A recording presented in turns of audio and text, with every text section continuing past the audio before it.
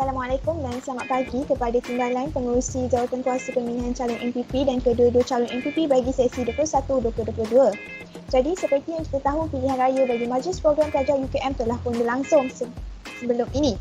Jadi, saya, Nurfidatul Anwar binti Muhammad Yazid selaku Pengerusi Pemilihan Calon MPP ingin mengucapkan tahniah kepada kedua-dua calon MPP pada pagi ini yang mampu bersaing sehinggalah ke akhir ini.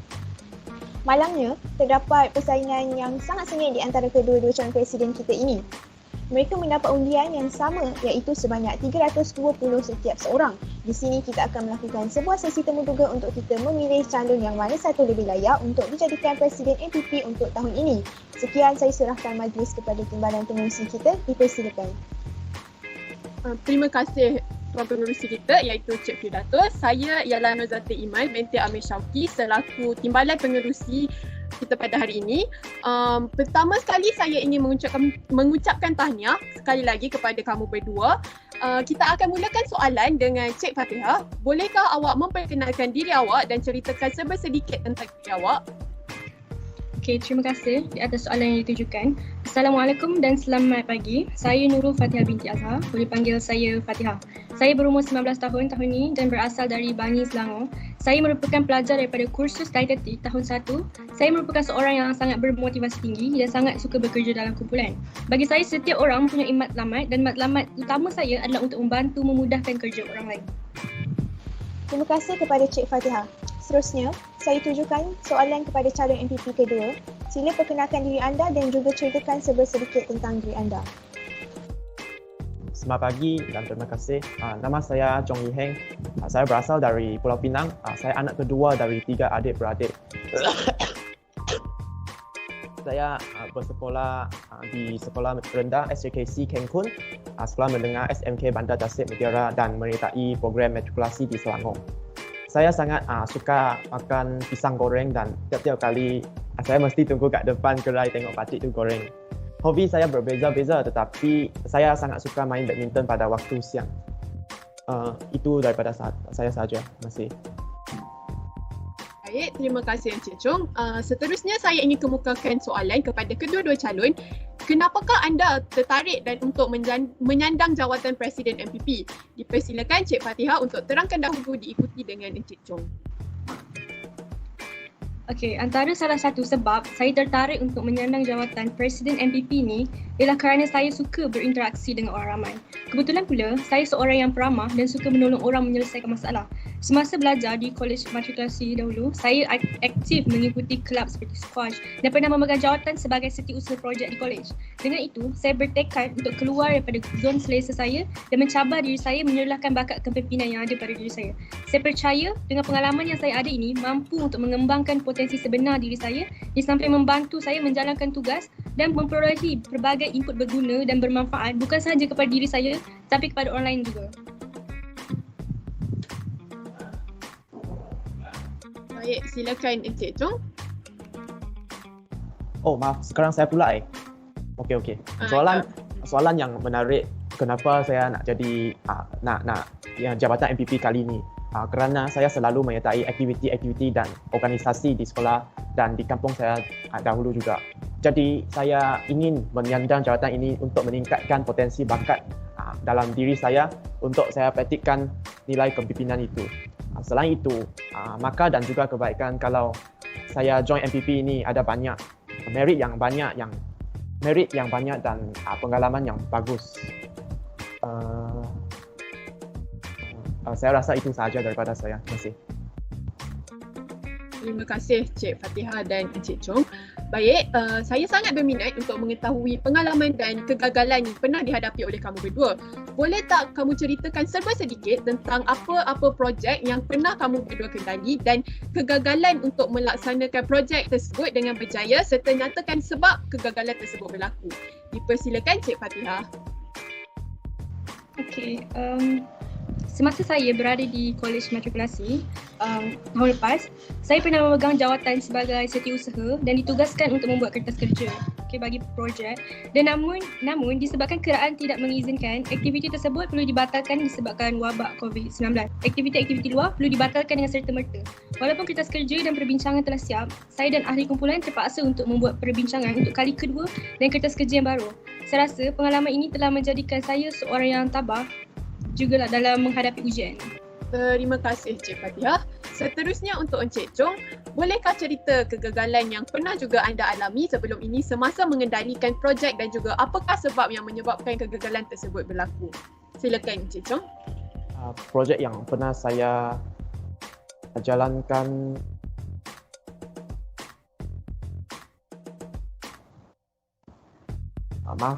projek yang pernah saya jalankan ialah projek penciptaan robotik di sekolah menengah saya, dan projek tersebut berjalan dengan baik, tetapi projek itu bukanlah di bawah pimpinan saya seorang.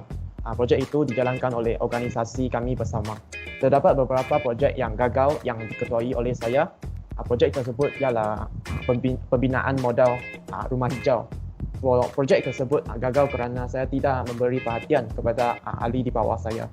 Terdapat kecuaian pada aturan program tersebut yang membuatkan program itu tidak berjalan lancar. Tetapi saya pernah menghadiri program yang begitu baik sekali dan memberi manfaat kepada masyarakat. Terima kasih. Seperti yang diceritakan oleh kedua-dua calon kita tadi, sangat jelaslah bahawa semua orang mesti mengalami kegagalan dalam kehidupan kita. Yang penting kita mendapatkan pengajaran dan berusaha untuk meningkatkan diri kita. Baiklah, seterusnya saya ingin bertanya, apakah pengajaran yang Cik Fatihah telah dapat daripada kegagalan yang diterangkan tadi? Okey, terima kasih. Bagi saya, setiap pengalaman yang saya lalui merupakan momen-momen yang indah untuk saya. Jika sesuatu perkara itu tidak berjalan seperti yang dirancang, pasti ada perkara yang lebih baik untuk hari yang akan mendatang. Saya percaya setiap permasalahan yang berlaku pasti ada jalan penyelesaiannya. Lagi-lagi kerana perkara yang tidak dapat dielakkan seperti wabak dan sebagainya. Yang paling penting adalah kita perlu untuk sentiasa bersifat positif supaya ia tidak menjejaskan diri sendiri dan juga ahli-ahli kumpulan yang lain. Akhirnya setiap aktiviti yang ingin dijalankan itu pasti akan berlangsung dengan jayanya. Terima kasih. Baiklah.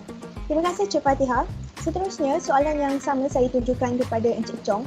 Apakah pengajaran yang anda dapat daripada kegagalan tersebut? Terima kasih. Pengajaran dari kegagalan menguruskan program itu ialah kerana saya ini terlalu malas untuk turun dan melihat sendiri perancangan program itu. Yang kedua, saya ini terlalu ambil remeh-temeh akan perancangan yang dibuat. Jadi saya ambil kekurangan itu untuk menjadikan sebagai katalis lah. Bahasa Melayu dia pemangkin untuk saya jadi lebih baik. Namun bagaimanapun saya reda dengan kegagalan itu kerana setiap kegagalan itu pasti ada. Apabila ini mendapatkan kejayaan kerana Tuhan tahu itu yang terbaik. Tuhan akan aturkan nak bagi yang terbaik kat masa depan. Jadi saya reda sahajalah dengan kegagalan itu. Saya rasa itu sahaja daripada saya. Terima kasih. Terima kasih Encik Chong. Kita bergerak kembali ke Cik Fatihah. Baiklah, andai kata Cik Fatihah dilantik sebagai Presiden MPP, apakah perkara pertama yang akan anda lakukan untuk komuniti pelajar UKM ini? Dipersilakan Cik Fatihah untuk menjawab soalan ini. Okey, terima kasih kepada soalan yang ditujukan. Terdapat banyak perkara dan idea yang saya ingin lakukan untuk komuniti pelajar UKM. Tetapi khusus untuk menjawab persoalan ini, perkara pertama yang ingin saya lakukan adalah mengenal pasti dan fokus terhadap mana-mana sahaja pelajar yang memerlukan bantuan daripada segi kewangan. Seperti yang sedia maklum, negara kita ni telah dilanda banjir yang dahsyat baru-baru ini.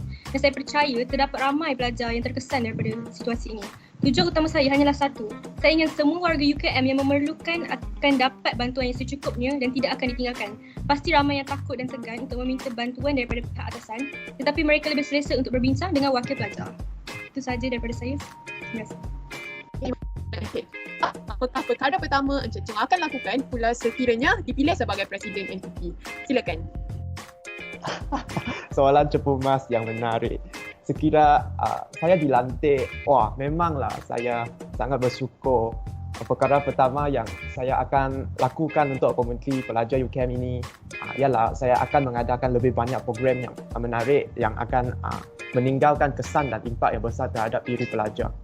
Selain itu, saya juga akan memastikan segala kemudahan dan infrastruktur di dalam college itu sentiasa berada dalam keadaan baik dan menambah kekurangan yang ada dengan sesuatu yang lebih baik lagi. Terima kasih. Okey, terima kasih Encik Chung.